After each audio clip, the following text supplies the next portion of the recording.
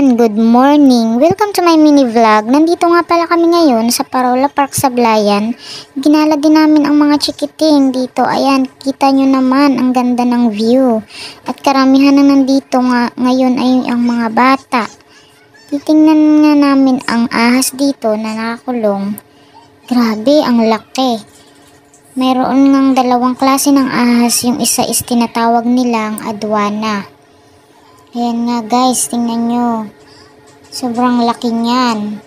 Pwede ka dyan magpa-picture kasi sabi ni kuya, wala na daw itong rabies kasi alaga na ito mula pa ng maliit. Ayan.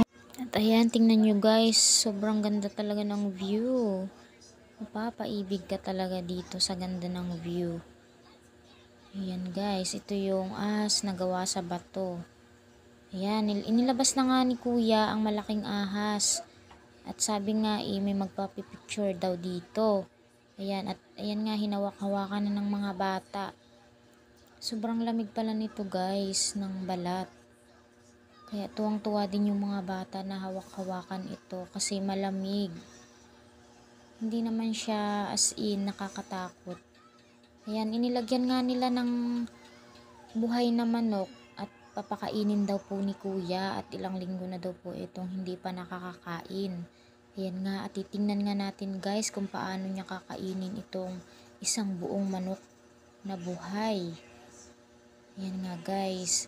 Ayan, ang ginagawa pala niya dito is pinapaluputan po muna niya para ito ay mamatay yung manok.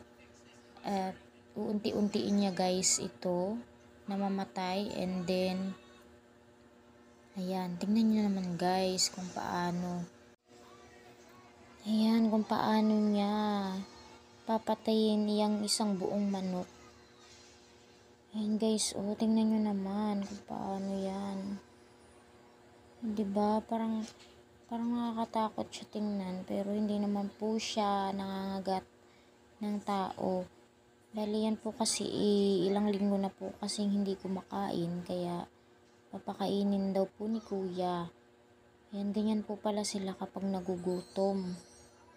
Yan guys, tingnan nyo naman kung ano po yung nangyayari dyan.